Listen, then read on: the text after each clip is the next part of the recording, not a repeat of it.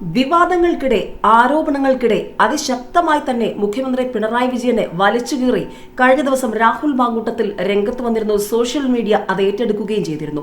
നിയമസഭയിലെത്തിയ രാഹുൽ മാങ്കൂട്ടത്തിൽ പിന്നീട് ഫേസ്ബുക്ക് പേജിലൂടെ അതിശക്തമായി തന്നെ മുഖ്യമന്ത്രി പിണറായി വിജയനെയും സംസ്ഥാന സർക്കാരിനെയും കടന്നാക്രമിക്കുന്നതും കേരളം കണ്ടതാണ്. പഴയതുപോലെ മുഖ്യമന്ത്രി പിണറായി വിജയനെ പൊളിച്ചെടുക്കാനിറങ്ങിയ രാഹുൽ മാങ്കൂട്ടത്തിന് പിന്തുണയുമായി നിരവധി പേരാണ് സോഷ്യൽ മീഡിയയിലൂടെ രംഗത്ത് വന്നത്. ഇതിനിടയിൽ വിവാദങ്ങൾക്കിടെ രാഹുൽ മാങ്കൂട്ടത്തിൽ ശബരിമലയിൽ പുലർച്ചെ ദർശനം നടത്തി. ലൈംഗികാരോപണ വിവാദങ്ങൾക്കിടെ രാഹുൽ മാങ്കൂട്ടത്തിൽ MLA ശബരിമലയിൽ ദർശനത്തിനെത്തി. പുലർച്ചെ നട തുറന്നപ്പോഴുള്ള നിർമാല്യം തൊഴുത ശേഷം 7:30 ഉഷപൂജയിലും രാഹുൽ പങ്കെടുത്തു. വിവാദങ്ങൾക്കിടെ നിയമസഭാ സമ്മേളനത്തിന്റെ ആദ്യ ദിവസത്തിൽ രാഹുൽ പങ്കെടുത്തിരുന്നു. പാർട്ടിയിൽ നിന്ന് സസ്പെൻഷനിലായ രാഹുൽ പ്രത്യേക ബ്ലോക്കായാണ് ഇരുന്നത്. എന്നാൽ തുടർന്നുള്ള ദിവസങ്ങളിൽ സഭയിലെത്തിയില്ല.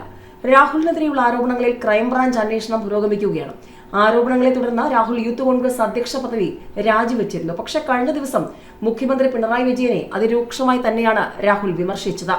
മുൻപ് മുഖ്യമന്ത്രി പിണറായി വിജയനെതിരെ കോൺഗ്രസിൽ നിന്നും അതിശക്തമായ നിലപാടും വിമർശനങ്ങളുമായി രംഗത്ത് വന്നിരുന്ന നേതാവാണ് രാഹുൽ മാങ്കൂട്ടത്തിൽ. അത് ചാനൽ ചർച്ചകളിലൂടെയായാലും പൊതുപരിപാടികളിലൂടെയായാലും സോഷ്യൽ മീഡിയ പേജുകളിലൂടെയും പലപ്പോഴും മുഖ്യമന്ത്രിയും CPM-നെയും വലിച്ചു കീറുന്ന രാഹുൽ മാങ്കൂട്ടത്തിൽ വിവാദങ്ങൾക്കിടെ വീണ്ടും അത് തുടരുക തന്നെയാണ്.